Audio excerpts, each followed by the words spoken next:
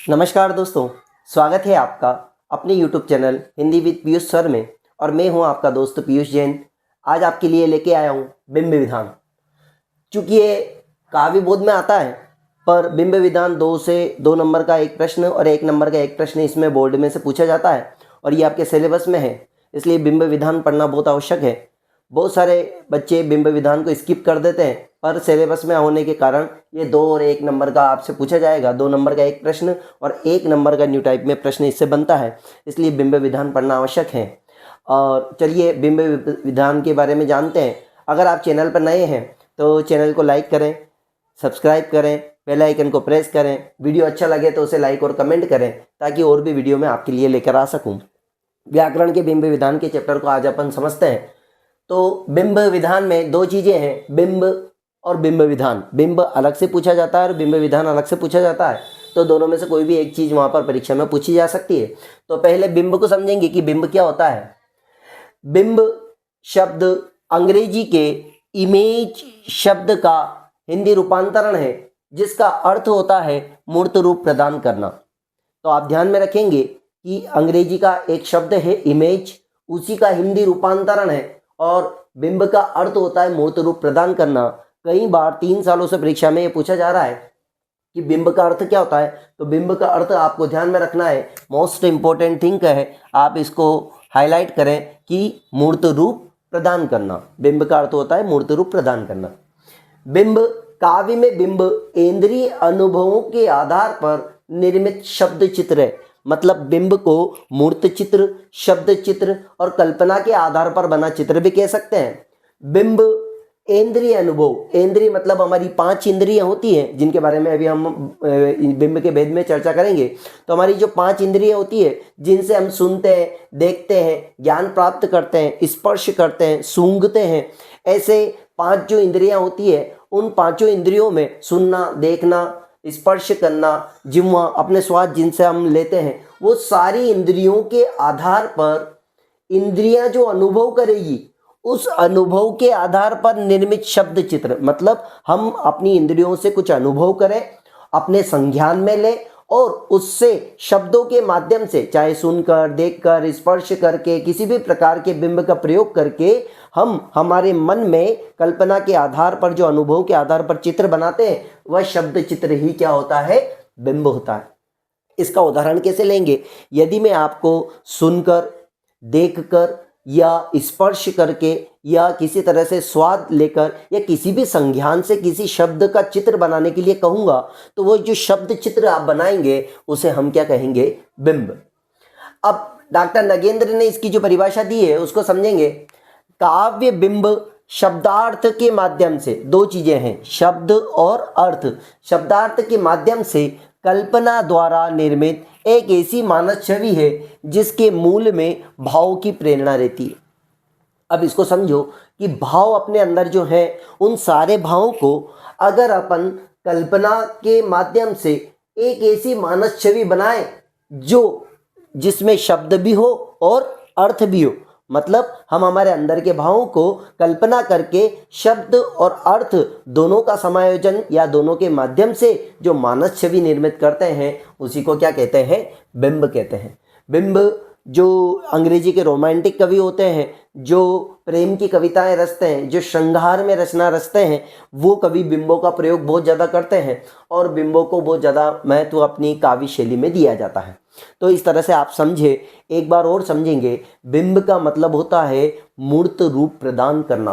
अब मूर्त रूप कैसे प्रदान करेंगे? मूर्त मतलब स्पष्ट दिखाई देने वाला, ऐसा मूर्त रूप कल्पना के माध्यम से चित्रित करें हम, जो शब्दों के और अर्थों के माध्यम से किसी मानस छवि को बनाने का कार्य करें, उसी को हम क्या कहते हैं, बिंब कहते हैं। डॉक्टर नगेंद्र को इसलिए लिया है, 2-3 परिभाषाएं हैं, पर डॉक्टर नगेंद्र की परिभाषा सबसे ज़्यादा पूछी जाती है, मोस्ट इंपॉर्टेंट है, इसलिए डॉक्टर नगेंद्र को लिया है। डॉक्टर नगेंद्र की परिभाषा आप एज इट इज़ ऐसी की ऐसी याद करें, क्योंकि परिभाषा में कोई चेंज नहीं करना है।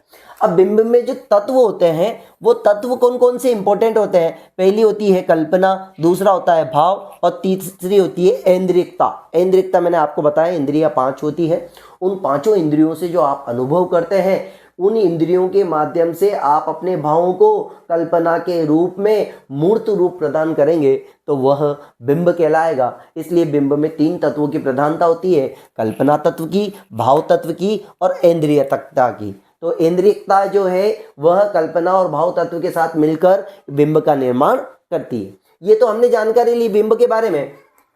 दूसरा इसका विधान, बिंब विधान अलग है और बिंब अलग है। बिंब इमेज शब्द से बना होता है और बिंब विधान इमेजरी शब्द से बना होता है। यहाँ लिखा है, देखो आप, इमेजरी। इमेजरी का मतलब होता है कल्पना के आधार पर मूर्त रूप प्रदान करना। यहाँ क्या था, इमेज, मूर्त रूप प्रदान करना, और यहाँ क्या है, इमेजरी, मतलब कल्पना के आधार पर मूर्त रूप प्रदान करना। बिंब विधान क्या है, बिंब विधान कविता की एक शैली है, मतलब जिसमें कविता को लिखा जाता है। कविता को अलग, अभी जो नई कविता 1850 1950 के बाद से लेके अब तक की जो नई कविता है, उन नई कविता में जो कवि आ रहे हैं वो अधिकतर प्रतीकों का, नवीन उपमानों का और बिंबों का प्रयोग कर रहे हैं। तो उनकी एक पूरी शैली बन गई है, उस शैली को ही बिंब विधान कहा जाता है, जिसमें वो कल्पना करते हैं, नए नए रूप प्रदान करते हैं, प्रकृति के, मनुष्य के सारे तत्वों को नए से नए प्रतीक को, नए से नए बिंबों का प्रयोग करके उनको स्पष्ट करने का अपनी कविता में प्रयास करते हैं। उसी विधान को क्या कहते हैं, बिंब विधान, जो किसके आधार पर होता है, कल्पना के आधार पर होता है। मूर्त रूप प्रदान करते हैं शब्दार्थों के माध्यम से। किसकी शैली है, कविता की शैली है। ये सारी चीज़ें आपको लिखनी है। मैं बहुत सारी चीज़ें आपके लिए छाट कर लेके आया हूँ, क्योंकि केवल 2 नंबर का टॉपिक है और 1 नंबर न्यू टाइप में पूछा जाता है। तो न्यू टाइप में 1 नंबर का इंपॉर्टेंट क्या है, बिंब शब्द इमेज शब्द का हिंदी रूपांतर है, जिसका अर्थ होता है मूर्त रूप प्रदान करना। इमेजरी शब्द, इमेजरी का हिंदी अर्थ होता है कल्पना के आधार पर मूर्त रूप प्रदान करना। तो तीसरा, बिंब के तत्व होते हैं कल्पना, भाव और इंद्रियता। और चौथा इंपॉर्टेंट इसमें बनता है बिंब के भेद 3 होते हैं, इंद्रिय बिंब, काल्पनिक बिंब और इंद्रिय बिंब, काल्पनिक बिंब और प्रेरक अनुभूति के आधार पर बिंब। ये मैंने आपको न्यू टाइप के प्रश्न बताए जो 3-4 तरह से पूछे जाते हैं। अब 2 नंबर का प्रश्न क्या बनेगा, बिंब किसे कहते हैं, बिंब के भेद कितने होते हैं, बिंब विधान किसे कहते हैं, बिंब विधान की परिभाषा दीजिए, या डॉक्टर नगेंद्र के अनुसार बिंब किसे कहते हैं। तो 3 चीजें मैंने आपको बताई। चौथी चीज पे चलते हैं, बिंब विधान या इमेजरी शब्द का हिंदी रूपांतरण है, जिसका अर्थ होता है कल्पना के आधार पर मूर्त रूप प्रदान करना। और ये कविता की एक क्या है, शैली। शैली मतलब तरीका, कविता को लिखने का एक तरीका है, वह बिंब विधान कहलाता है। उदाहरण, ये बिंब का उदाहरण मैंने आपको यहाँ पर एक उदाहरण दिया है, जो आपके कक्षा 12 का एक पार्ट भी है, उसमें आपको इसका वर्णन मिलेगा। प्रातः का नभ था नीला शंख जैसा। प्रातः का नभ, सुबह का सवेरा या आसमान, आसमान कैसा था, नीला शंख जैसा। नीला शंख जैसा मतलब शंख जैसा नीला होता है, वैसे ही आसमान क्या था, नीला। और खरगोश की आंखों जैसा लाल सवेरा। जो सवेरा होता है, सूर्य की किरणें होती है, उनकी जो लालिमा होती है वह खरगोश की आंखों जैसी क्या होती है, लाल होती है। तो यहाँ प्रतीकों का प्रयोग किया उसने।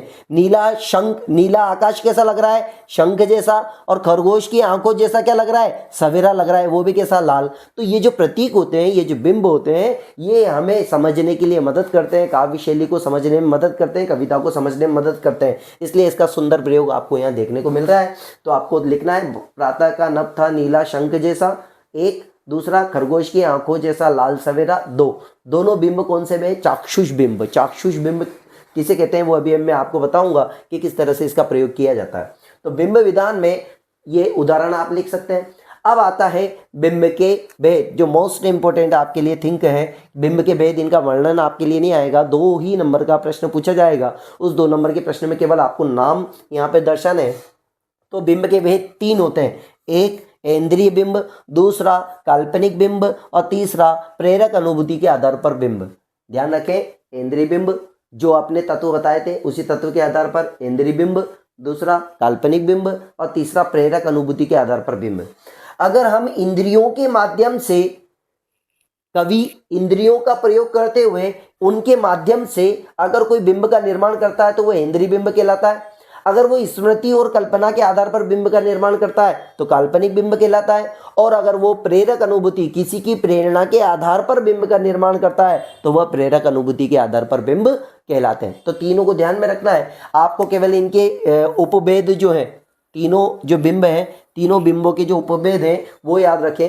इंद्रिय बिंब में हमारी 5 इंद्रियां, जैसे देखना, सुनना, सूंघना, स्वाद लेना और स्पर्श करना, आँख, नाक, कान, जिह्वा और स्पर्श, और इनसे जो हम ज्ञान प्राप्त करते हैं और कभी इनका प्रयोग करते हुए, ध्वनियों का प्रयोग करते हुए, चित्र का प्रयोग करते हुए, है ना, सुगंध का, गंध का प्रयोग करते हुए, स्वाद का प्रयोग करते हुए या स्पर्श त्वचा का प्रयोग करते हुए, इन सब का प्रयोग करते हुए किसी बिंब का निर्माण करेगा तो वह कौन सा बिंब कहलाएगा? इंद्रिय बिंब। दूसरा आता है काल्पनिक बिंब। काल्पनिक बिंब में कल्पना कैसे करेगा? स्मृति यानी याद के आधार पर, और कल्पित यानी कल्पना के आधार पर। मतलब कुछ बिंब होते हैं और कुछ बनाए जाते हैं, ऐसे बिंबों का निर्माण किया जाता है जिनमें कल्पना का प्रमुख योगदान होता है, वह वास्तविकता से थोड़े ऊपर होते हैं। प्रेरक अनुभूति के आधार पर बिंब। तीसरा बिंब है, इसमें 6 बिंब आते हैं: सरल, मिश्रित, तात्कालिक, संकुल, भावातीत और विकीर्ण। इन सभी चीज़ों का प्रयोग करते हुए किसी को प्रेरणा देता हुआ कोई कवि अगर इन बिंबों का प्रयोग करता है तो प्रेरक अनुभूति के आधार पर वह बिंब कहलाते हैं। आपको केवल ये ध्यान में रखना है कि बिंब 3 प्रकार के होते हैं: इंद्रिय बिंब, काल्पनिक बिंब और प्रेरक अनुभूति के आधार पर बिंब। इंद्रिय बिंब में चाक्षुष, श्रव्य, घ्रातव्य, आस्वाद, स्पर्श। इसको याद करने की ट्रिक है, आप कैसे याद करें? चाक्षुष यानी आंखें, श्रव्य यानी कान, घ्रातव्य यानी नाक, सूंघना, और आस्वाद, स्वाद किससे लेते हैं? जिह्वा से, तो जिह्वा से, और स्पर्श यानी त्वचा से। तो 5 इंद्रियों के आधार पर बिंब। कल्पना, स्मृति यानी याद, कल्पित यानी कल्पना करके।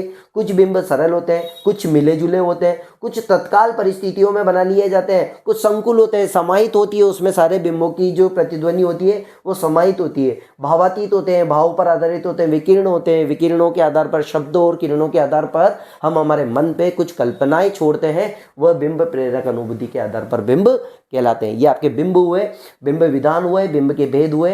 अब यहाँ पर एक चीज मैंने हाईलाइट कर रखी है कि बिंब वाद के जो प्रवर्तक है, बिंब जो अंग्रेजी, जो पाश्चात्य संस्कृति की जो अंग्रेजी कवि है, उनमें बिंब विधान की कल्पना सबसे पहले आई थी। पर यहाँ पर हमारे भारत में कवि जो है, अंग्रेजी कवि टी.ई. ह्यूम, इन्होंने सन 1883 से लेकर 1917 तक इनका जो समय रहा, उसमें उन्होंने बिंब का सबसे ज़्यादा प्रयोग किया। तो हमारे यहाँ बिंबवाद के प्रवर्तक कौन माने जाते हैं? टी.वी. ह्यूम। इसलिए लिखा है यहाँ पर क्योंकि न्यू टाइप में जो प्रश्न बनता है उसमें उसके प्रवर्तक के नाम भी पूछ लिए जाते हैं। यहाँ कोई ऐसी चीज़ नहीं छोड़ी है मैंने जो आपसे बिंब और बिंब विधान के बारे में पूछी जाएगी। टॉपिक छोटा सा है पर कितने नंबर का है? 3 नंबर का है। 1 नंबर का वस्तुनिष्ठ प्रश्न इसमें से पूछा जाएगा और 2 नंबर का एक अति लघुत्तरीय प्रश्न इसमें से पूछा जाएगा। इसलिए आपको 3 नंबर का टॉपिक तैयार करना है। बहुत अच्छे से पढ़ें, अच्छे से तैयारी करें ताकि आपका कोई भी प्रश्न परीक्षा में न छूटे। ये आपके लिए बिंब विधान, भाषा बोध के बहुत सारे चैप्टर हम लोग पढ़ रहे हैं, आगे भी पढ़ते आएंगे। अभी हमने भाषा बोध में एक चैप्टर पढ़ा था, तकनीकी शब्द, क्षेत्रीय शब्द, निपात शब्द। उसके बाद एक वीडियो और मैंने अभी कल अपलोड किया है, तो आप लोग देखेंगे। और अब आने वाले वीडियो में मैं आपके लिए काव्य, वाक्य और वाक्य बोध, वाक्य परिवर्तन, वाक्य शुद्धिकरण और वाक्य के भेद ये लेके आऊँगा। तब तक आप जुड़े रहें, बने रहें, वीडियो को देखते रहें, लाइक करें, कमेंट करें। कमेंट करने से हमें पता लगता है कि आप लोगों को हमारा वीडियो पसंद आ रहा है या नहीं। तो अच्छे से अच्छे आप जब कमेंट करेंगे तो कमेंट से हम वो चीज़ें सुधारने का प्रयास करेंगे और अच्छे वीडियो आपके लिए लेके आएंगे। धन्यवाद।